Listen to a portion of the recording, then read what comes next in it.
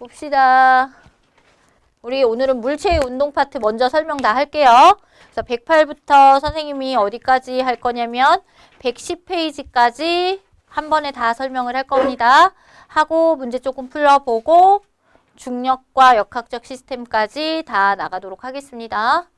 아시겠니? 그리고 다음 주에는 물리 단원 마무리하고 또 이렇게 모의고사 형태의 문제로 다시 숙제가 나갈 거고요. 그 다음에는 저 뒤에 있는 전기라고 하는 물리가 있거든요. 전자기의 물리를 또 한 번 하도록 하겠습니다. 물리 파트 쭉 연결해서 나가도록 하겠습니다.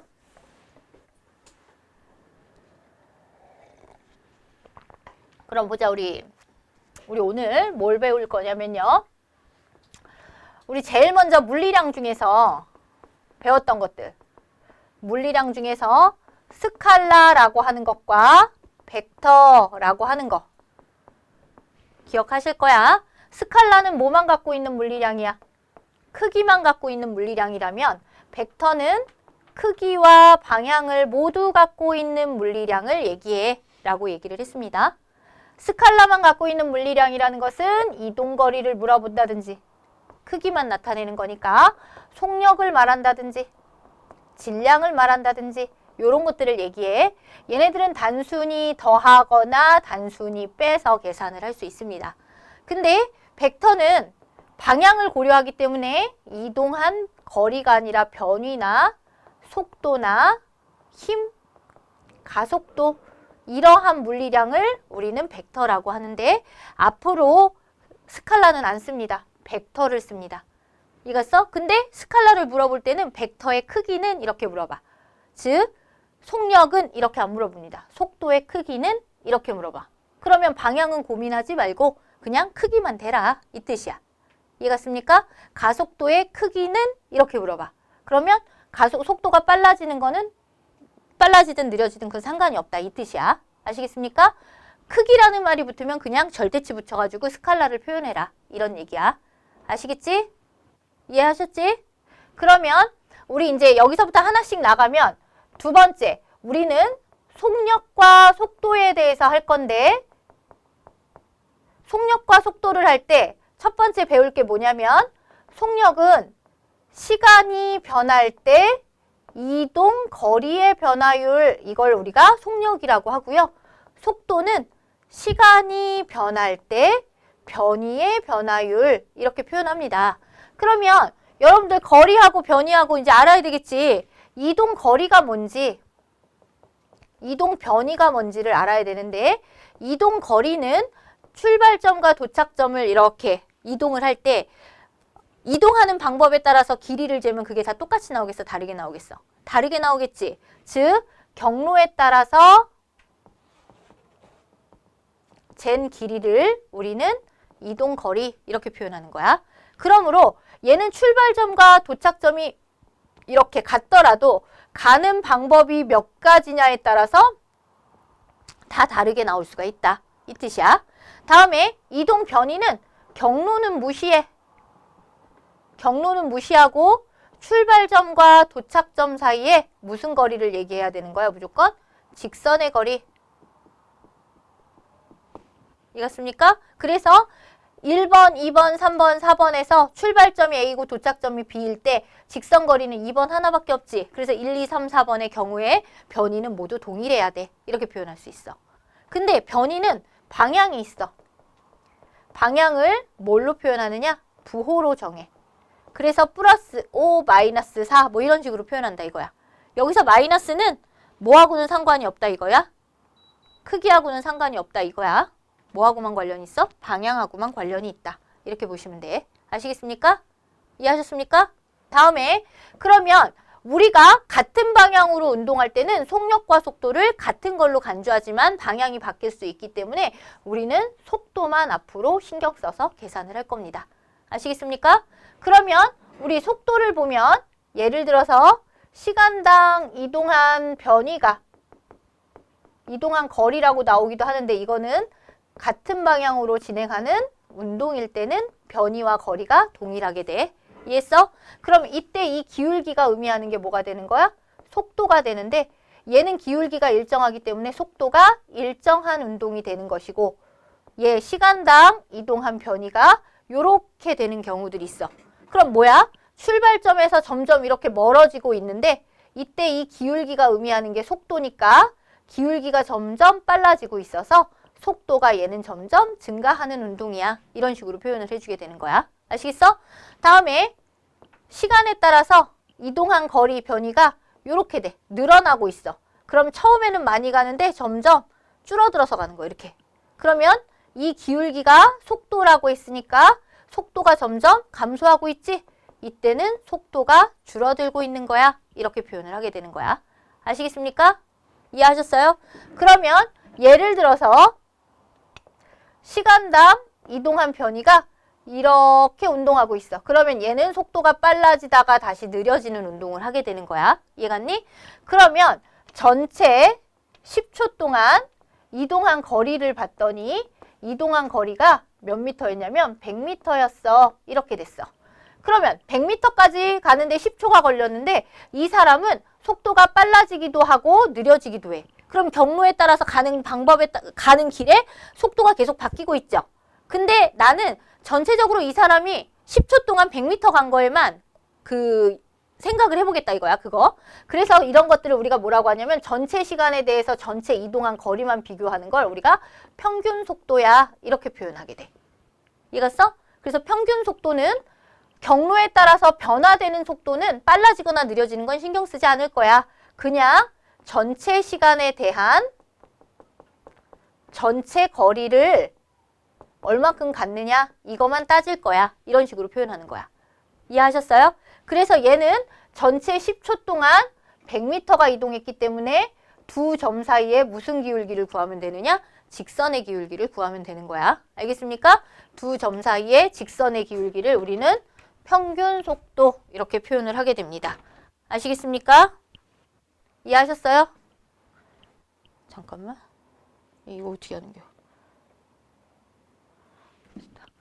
여기까지 됐습니까? 그래서 두 지점 사이의 직선의 기울기를 우리는 평균 속도라고 하는데 어느 구간은 평균 속도보다 느리고요. 어떤 구간은 더 빠를 수도 있고요. 어떤 구간은 더 느릴 수도 있고요. 같을 수도 있고요. 이런 식으로 표현할 수 있는 거야. 이해했습니까? 다음에 각각의 시간에 T1, T2, T3 이런 시간에 이렇게 접선을 그리잖아요. 이 접선은 시간의 변화율이 굉장히 작은 거거든요. 이런 걸 우리가 뭐라고 하느냐? 순간 속도라고 합니다. 순간 속도는 시간이 굉장히 델타 T가 리미트 0으로 갈 때, 즉 시간의 변화율이 아주 작을 때 변위의 변화율을 우리가 표현하게 되는데 이러한 접선의 기울기는 항상 그 순간순간의 속력을 의미하게 되는 거다. 알겠습니까? 이 순간 속력은 구하라고는 잘 안 나와요. 뭐만 하면 돼? 접선의 기울기를 그려서 비교만 할 줄 알면 돼요. 아시겠어? 이런 것들을 우리가 평균 속도라고 합니다. 아시겠니? 됐니? 책에 없는 것만 써놓으면 되는데 평균 속도만 쓰겠습니다. 아시겠습니까? 속도에다가 그래프 기울기 그리고 요것만 그려주도록 하십시오. 우리는 가속도를 배울 건데요. 이제 가속도라는 걸 배울 때 우리는 힘이라는 걸 먼저 배울 거거든요. 힘이라는 것은 뭐냐면 물체의 운동을 변화시키거나 운동 상태를 변화시키거나 또는 물체의 모양을 변화시키는 거, 이런 것들을 우리가 힘이라고 표현하고, 힘은 그래서 운동 상태를 변화시킨다는 것은 가속도를 만들어낸다 이 뜻이 되는 거야. 그래서 가속도 운동은 빠르기가 바뀌는 운동이거나 방향이 바뀌는 운동들을 모두 합해서 가속도 운동이라고 해. 아시겠어요? 그러면 우리 힘을 어떻게 구할 수 있느냐? F는 무조건 외우세요. 운동방정식. 물체의 질량과 물체에 작용하는 가속도의 곱으로 표현을 할 수가 있다. 이거야. 아시겠어? 이런 식으로 표현을 할 수 있다. F는 ma. 그러면 두 번째. 그럼 가속도가 뭔가요, 선생님? 가속도는 우리가 A로 표시할 건데 단위로는 미터/세크 제곱을 쓸 거야. 가속도라는 것은 시간이 변할 때 속도가 변화하는 것을 우리가 가속도 이렇게 표현할 겁니다.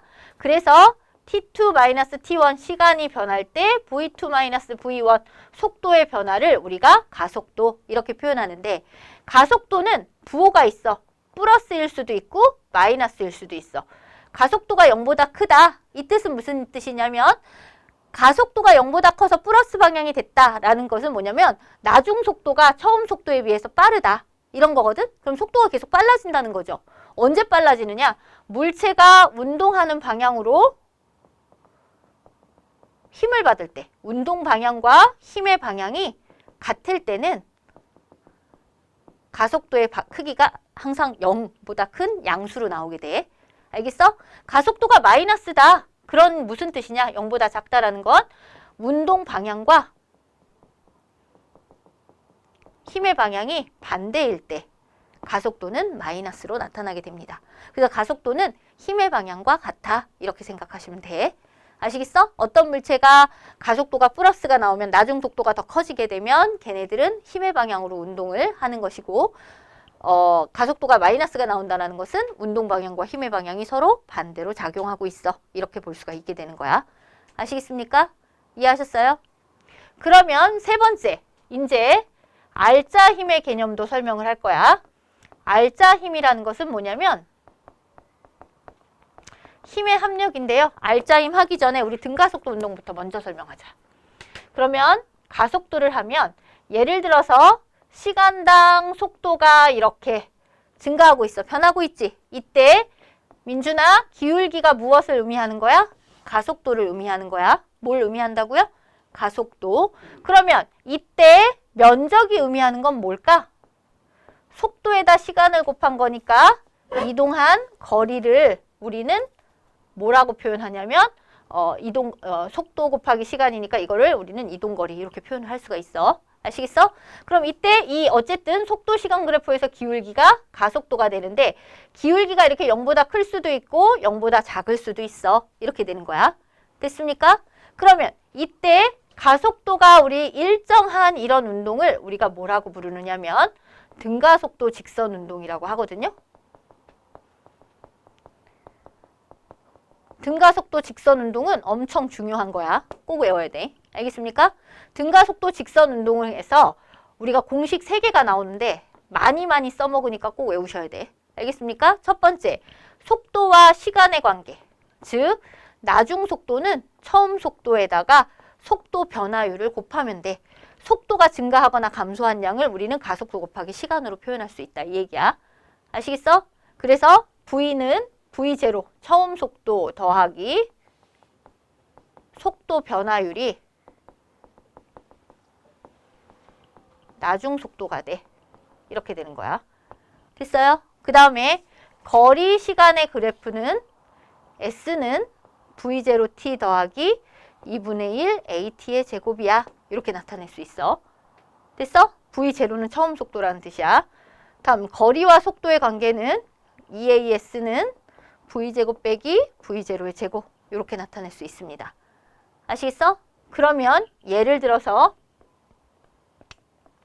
시간에 따라서 가속도가 0보다 크다. 플러스 가속도인데 등가속도야.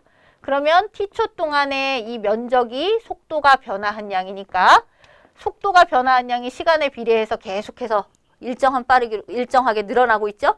그래서 시간에 따른 속도가 일정하게 이렇게 증가하는 등가속도 운동이야. 이렇게 표현할 수 있고 이때 이 넓이가 의미하는 것은 이동한 변이가 되기 때문에 시간에 따라서 이동한 거리는 t초보다 2t초에 더 많이 증가하고 그 다음엔 더 많이 증가하니까 이런 식으로 그려줄 수가 있어. 이렇게 되는 거야. 아시겠어? 됐어? 그 다음에 시간에 따라서 가속도가 음수, 마이너스 가속도를 띠고 있대, 얘들아. 얘가 마이너스 가속도를 띠고 있다는 뜻은 무슨 뜻이냐면 속도가 처음보다 계속해서 줄어들고 있어. 이렇게 되겠지, 마이너스니까. 운동 반대 방향으로 힘을 받는다, 이 뜻이야. 그러면 속도가 계속해서 줄어들 때 속도가 플러스에서 마이너스로 바뀌고 있네. 이때 요 지점, 속도의 방향이 바뀌는 지점은 운동 방향이 변화하고 있어. 이 뜻이야. 그래서 요때 가장 멀리 갔다가 되돌아오고 있어. 이렇게 표현하는 거야. 아시겠어? 그러면 이동 거리는 어떻게 구할 수 있을까? 시간에 따라서 요 t까지는 멀리 가지. 느려지면서 멀리 갔다가 다시 원래 상태로 되돌아오고 있어. 이렇게 표현할 수 있어. 알겠습니까? 이런 운동들을 우리가 등가속도, 직선운동 이렇게 표현을 합니다. 아시겠어? 다음에 이제 가속도를 했으면 이제 힘도 볼 건데 한 물체의 힘이 여러 개 작용하고 있을 때 알짜 힘을 이용할 거야. 알짜 힘은 우리가 보통 힘의 합력을 의미하게 돼, 얘들아. 됐어? 얘 힘의 합력 어떻게 구할까? 힘의 합력. 힘의 합력은 알짜 힘이라고 하는데 어떤 물체의 힘이 같은 방향으로 두 개가 작동을 하면 힘의 합력은 걔네 두 개를 각각 뭐 한 거랑 똑같아? 더한 거랑 똑같아. 이렇게 되는 거야. 됐어? 다음에 어떤 물체의 힘이 서로 반대 방향으로 작용하고 있을 때 힘의 방향이 조금 더 큰 F1이 조금 더 크다면 알짜 힘의 방향은 이렇게 되겠죠. 즉, 큰 힘에서 작은 힘을 뭐 해주면 돼? 빼주면 돼. 이렇게 되는 거야. 알짜 힘의 방향이 예를 들어서 서로 나란하지 않은 두 힘이 있을 때는 평행사변형법으로 이렇게 대각선을 그려주게 되면 요게 F가 되는 거야. 이렇게 되는 거야. 알겠어? 됐어? 됐어? 피타고라스법으로 이용해서 구할 수가 있다. 되셨죠? 여기까지 됐습니까? 그러면 힘의 크기가 일정하면 가속도의 크기도 일정한 등가속도 운동을 할 수 있는 거다. 여러분들이 다 아실 거라고 생각하고요. 여러분 110페이지 1, 2, 3, 4 핵심 체크부터 1, 2, 3, 4 한번 풀어보시고 넘어가도록 하겠습니다.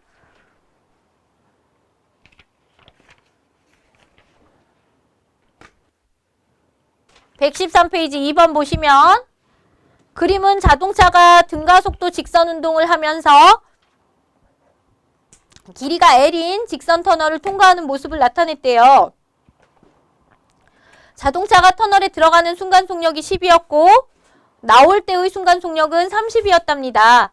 근데 통과하는 시간은 5초래요. 이에 대한 설명으로 옳은 것을 찾으라고 했거든요. 그러면 선생님이 여기서 설명 안 한 거가 있어서 거기서 설명하려고 그 문제를 통해서 설명을 할 거야. 뭐냐면 우리 아까 전에 뭘 배웠냐면 평균 속도 배웠죠? 건이야, 평균 속도 어떻게 구한다고 배웠어? 아까? 전체 시간이 변할 때. 전체 변이의 변화율 이렇게 표현한다고 그랬죠? 이해갔어? 근데 얘랑 똑같이 이렇게도 구할 수 있는데 하나 더 구할 수 있는 방법이 있어. 단 그 운동이 무슨 운동이어야 되냐면 얘들아 등가속도 직선 운동이어야 돼. 등가속도 운동일 때 다른 운동에서는 안 돼. 가속도라든지 또는 등속도 운동에선 적용되지 않습니다. 등가속도 직선 운동일 때는 2분의 처음 속도하고 나중 속도를 더해서 2로 나눠주는 거야. 이렇게 되어 있을 때 평균 속도는 여기니까 처음하고 나중하고 더해서 2로 나눠준 거랑 똑같아. 이해갔어? 그러면 이렇게 터널이 있는데 들어갈 때는 10이었고 나올 때는 30이었어. 속도가. 그러면 터널을 통과할 때의 평균 속도를 구할 수가 있는데 평균 속도가 어떻게 돼야 돼? 2분의 10하고 30을 더해서 40이어야 되는 거야. 그러면 20m/s 이렇게 되는 거지. 이해갔어? 그러면 우리가 이동한 거리는 보통 속력에다가 속도에다가 시간을 곱하면 되는데 이 속도는 평균 속도면 되거든요. 그러면 평균 속도가 얼마라 그랬어? 20이었는데 터널을 통과하는 시간이 5초래. 그러면 이 터널의 길이는 몇 미터가 되는 거야? 100m구나. 이렇게 알 수가 있게 되는 거야.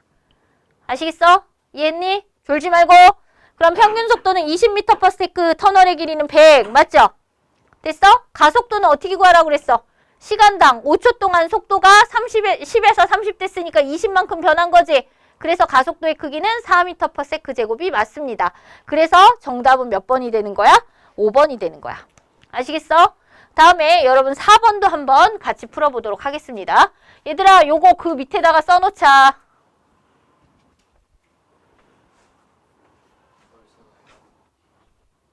저거 평균 속도 써놓자.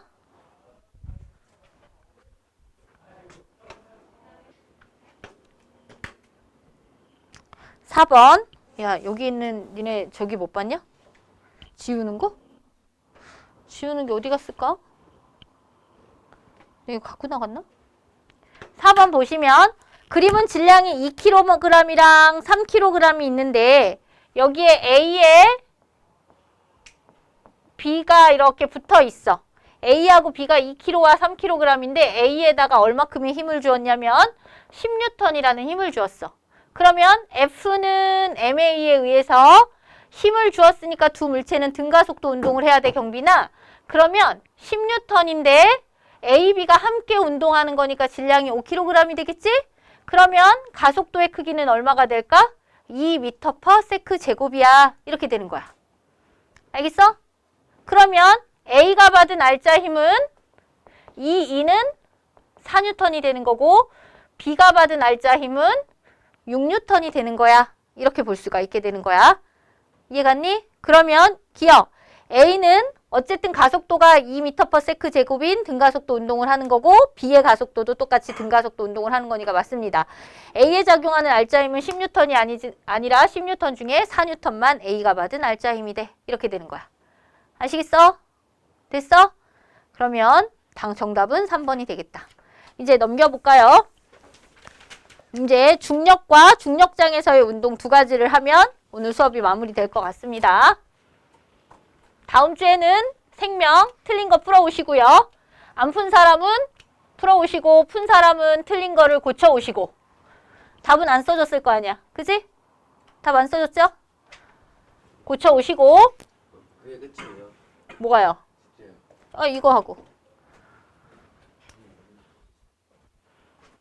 이렇게 하도록 하겠습니다. 다음 주에는 수요일에 와서 그 프린트 검사할 거고 평일에 와서 검사할 거야. 평일에 수요일날 검사할 거야, 프린트. 오늘 한 거 틀린 거. 이거요. 응. 민지 하나도 안 틀렸어요. 진짜. 그게 들려? 네가 안 들리면 제가 안 오니까. 혼자 들려요. 경빈이 언제 돼? 다 되는데 나올 거잖아. 네가 나올 수 있는 날을 얘기해. 그래. 저 시간이 안 되는데. 너 쟤 데리고 와라. 뭐예요? 쟤 여친 있어? 미쳤네! 야, 여친은 백해무익이야. 남친도 백해무익이고 남친도 백해무익이야. 여친은 백해무익이야. 여친 없어요. 아닌데? 있는 얼굴인데? 내가 다 아는데? 아직 썸이라고? 그게 더 나빠, 이 새끼야. 썸을 타면 그거 어떻게 돼? 이러지도 못하고 저러지도 못하고 막 이런 상태가 되는 거 아니야. 아, 진짜 니네 안 된다. 니네 안 돼. 선생님이 생각했는데 내가 내 주변에 여자친구와 남자친구를 만나서 성공한 케이스는 우리 사촌 오빠밖에 없어. 나보다 나이가 많은 사촌 오빠가 있는데요.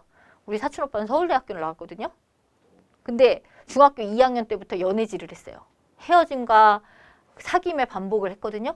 근데 그 여친은 지금 와이프죠. 우리 올케 언니가 온 거잖아요. 그 언니는 저기야. 연세대학교를 나왔어. 걔네들은 연애질을 하면서도 공부를 하더라고요. 그 집 아들이 대학을 갔어. 올해. 작년에 갔나? 올해 갔나? 서울대 갔어. 애 하나인데. 그래서 우리 외삼촌이 걔는 내가 보냈다며. 우리 외삼촌이. 우리 그 오빠도 그렇고 언니도 그렇고 언니는 삼성 다니고 오빠는 이제 농협을 다녔거든요. 다니고 있고. 그러니까 이제 일을 하니까 라이딩을 다 삼촌이 시킨 거죠. 외삼촌이. 외숙모랑. 압구정 김밥을 하다가 파리바게뜨로 바꿨는데 직업을. 그 장사를 바꿨거든요. 이제 파리바게뜨도 접고 애가 그 중학교 때는 다 아이에게 맞춰서 딱 그러면서 쟤는 내가 보낸 거라며. 엄마한테 얘기했대요. 그러니까 우리 엄마가 우리 아들한테 수연아 너도 서울대 갈 수 있니? 그랬더니 내가 옆에서 못 갈 것 같은데 내가 그랬더니 안 된다고. 가야 된다. 외삼촌이 자꾸 자랑을 한대. 우리 엄마 지금 우리 아들한테 좀 기대를 하고 있어. 큰일 났어. 우리 아들 못 갈 것 같은데. 그 집 아들이 서울대를 가는 바람에 이런 근데 어쨌든 내가 봤거든. 남자친구랑 여자친구가 있었을 때 성공하는 케이스를 못 봤어. 내가 경험치로 봤을 때 태준이는 여자친구가 생기면 쟨 나락으로 빠져. 넌 나락에서 이렇게 끄집어 오는 것도 힘들어. 여자친구가 없어지니까 나락에서 빠져나온 애들도 있더라고. 난 내가 본 아이가 있잖아. 나락에서 빠져야 된다 얘들아. 알겠지? 사귀지 마. 경빈아! 여자들이 너에게 접근하면 다 커트해. 내가 봤을 때 경빈이가 먼저 연락하는 일은 없어. 여자애들이 연락해서 그 문제야. 근데 다 차단시켜줄게 이렇게. 연락처를. 이제 봅시다. 중력. 지구는 지구와 물체 사이에 상호작용하는 힘. 밑줄 치세요. 상호작용. 작용, 반작용. 지구가 물체를 당기면 물체도 지구를 당기는 힘의 크기를 우리가 상호작용이라고 하는데 일반적으로 질량이 있는 모든 물체는 지구 사이에 상호작용을 하는 힘이다. 그래서 중력은 지구가 물체를 당기는 힘을 우리가 중력이라고 하는데 F는 질량에다가 중력 가속도 G를 곱해주게 됩니다. 중력 가속도 G는 10m/s 제곱 이렇게 쓸 수도 있어요. 근데 이 중력은 있잖아. 일종의 만유인력이야. 중력은 만유인력이랑 같은 거야. 만유인력은 질량을 갖는 물체가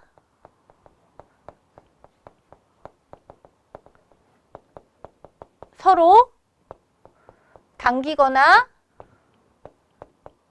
미는 힘을 우리가 만유인력이라고 하게 되는 거거든요. 아시겠습니까? 그래서 이 만유인력은 질량 M1인 물체가 거리 R만큼 떨어진 곳에 M2인 물체가 있을 때 M1이 M2를 당기면 M2도 M1을 당기는 이런 힘을 우리가 보통 만유인력이라고 그래. 나하고 태준이하고 싫어하지만 지금 열심히 당기고 있어, 태준이하고. 우리는 뭐가 작용하고 있어서? 만유인력이 작용하고 있어서. 좋아하지 않지만 땡기고 있는 힘이 있다 이거야. 이때 이 만유인력의 힘은 만유인력 상수 G 곱하기 거리의 제곱에 반비례하고 질량의 곱에는 비례한다. 이렇게 나타낼 수 있어. 요것이 지구상에서 mg하고 똑같아. 이렇게 되는 거야. 됐어? 그래서 중력은 뭐냐? 특징이 첫 번째 비접촉력이야. 그러니까 쉽게 말해서 떨어져 있어도 작용한다 이거야. 붙어 있어도 작용하지만 떨어져 있어도 작용할 수 있다는 얘기야. 알겠어? 다음 지구에서의 중력은 지구에서는 중력이 방향이 물체에 작용하는 중력 방향은 항상 지구의 중심 방향으로 향하게 된다. 됐습니까? 다음에 지구에서는 물체의 중력은 뭐랑 똑같으냐면 무게와 같다. 이렇게 됩니다. 아시겠습니까? 책에 만유인력만 안 나옵니다. 거기 두 물체 사이에 작용하는 힘, B가 A를 당기는 힘은 A가 B를 당기는 힘하고 똑같다. 작용 반작용의 관계인데 요거를 우리가 만유인력이라고 하거든요. 이 만유인력식만 써놓습니다. 거기 그림 있죠? 위에 하나 중력 밑에 두 물체 사이에 작용하는 중력 거기 있죠? 거기에다가 요것만 써놓으면 될 것 같습니다.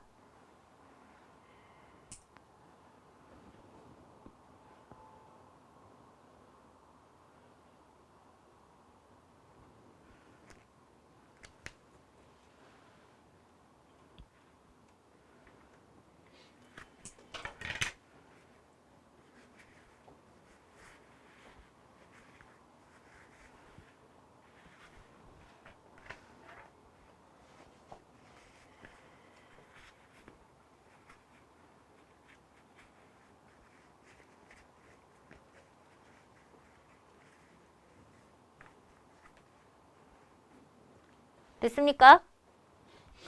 다 썼어? 지울게요. 이제 중력에 의해서 운동하는 것을 우리가 중력장에서의 운동이라고 하는데 중력장에서의 운동에서 두 가지 형태의 운동을 배우면 끝납니다. 두 번째, 이제 우리는 중력장에서의 운동.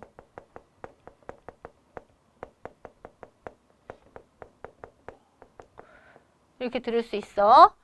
첫 번째, 뭘 할 거냐면 자유낙하 운동을 할 거야.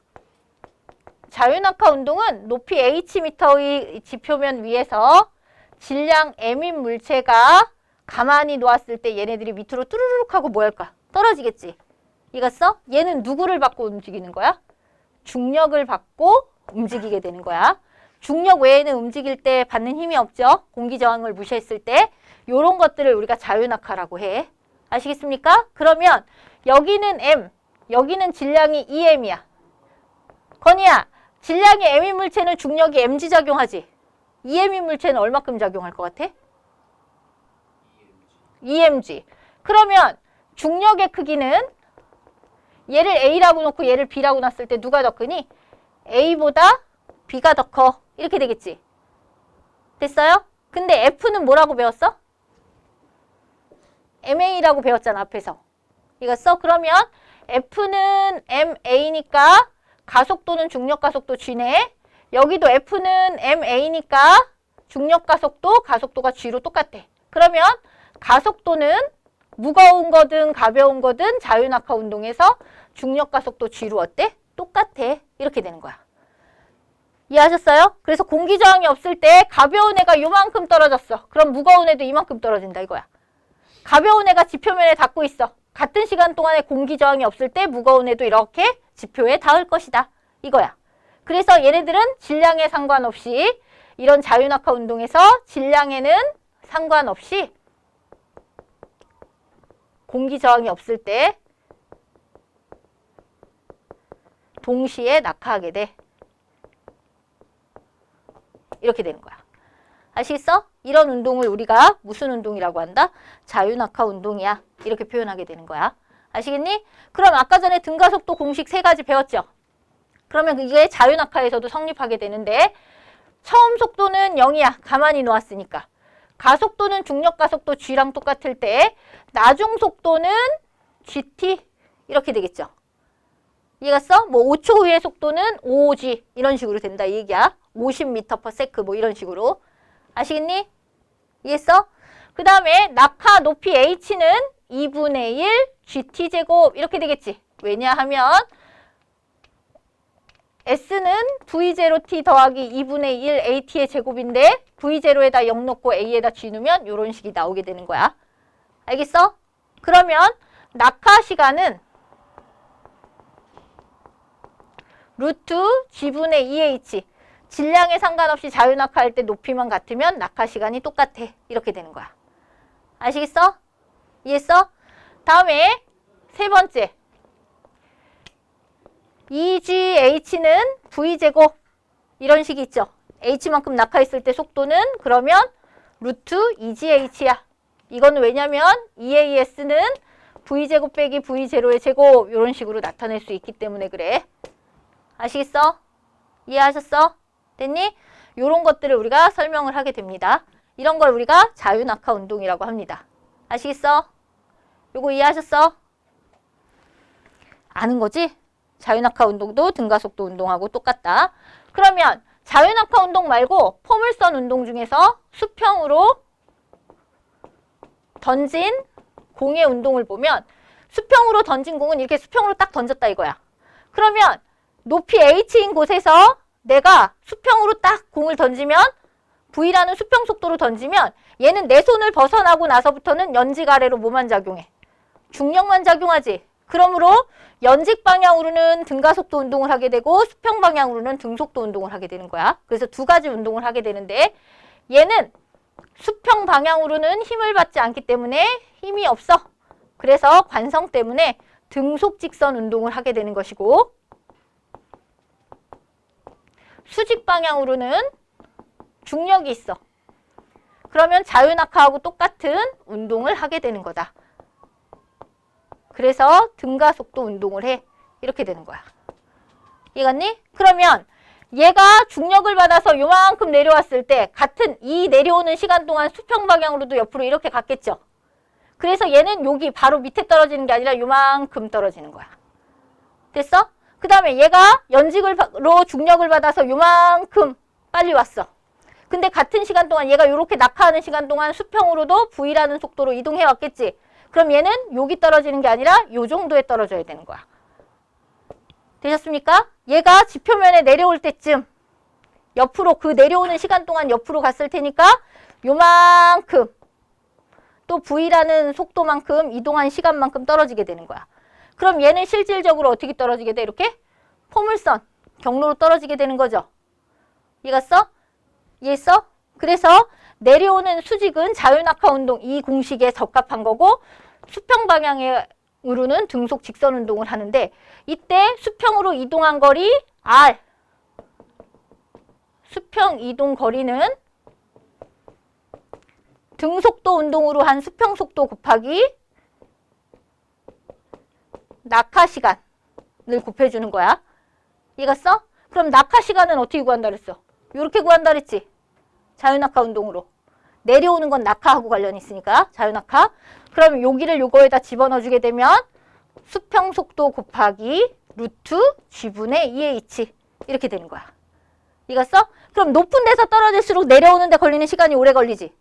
그러면 수평으로 이동하는 거리도 그만큼 어떻게 된다? 멀어지게 된다. 이 얘기를 하게 되는 거다. 아시겠어? 아는 거야? 그래서 이 수평으로 던진 공은 옆에다가 요거 다 정리해 놓으세요. 아시겠죠? 116쪽 보시면 뉴턴의 사고 실험은 뉴턴이 진짜로 한 게 아니야.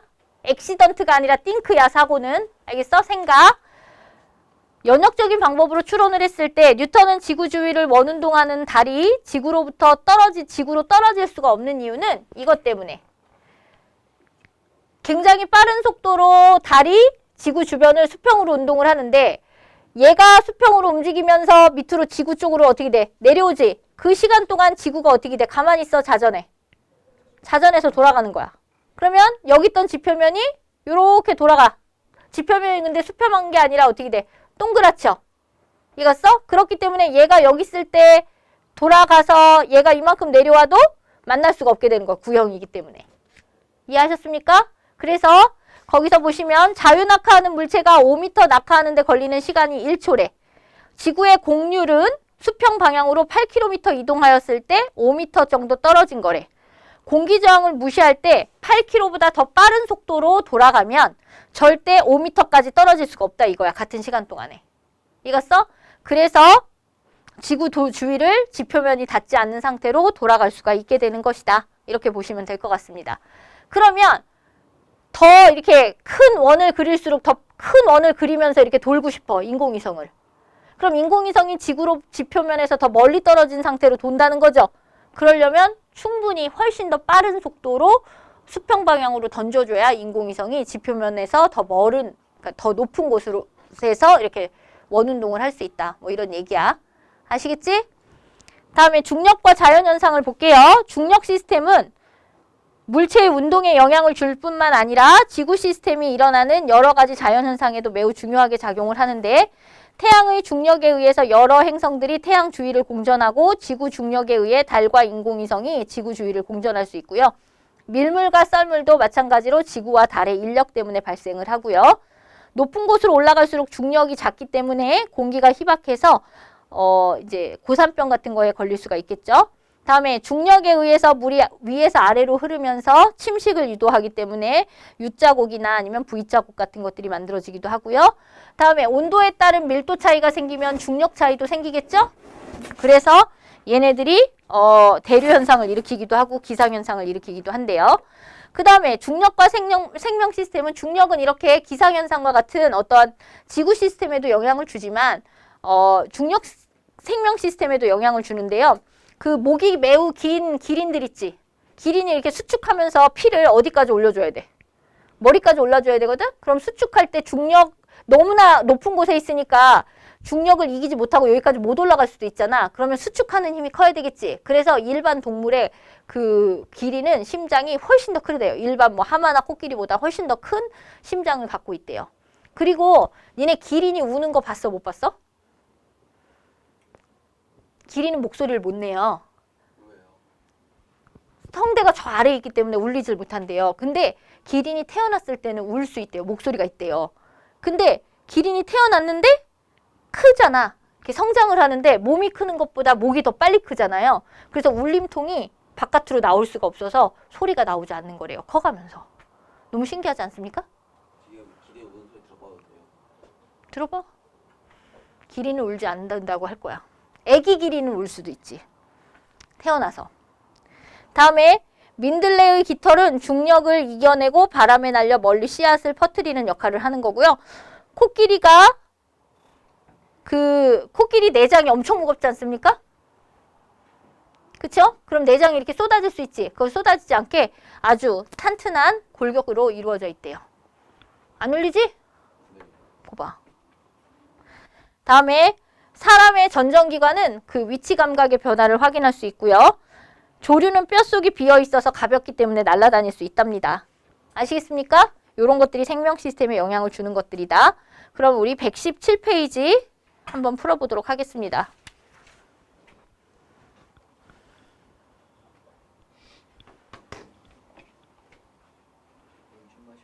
마시고 와.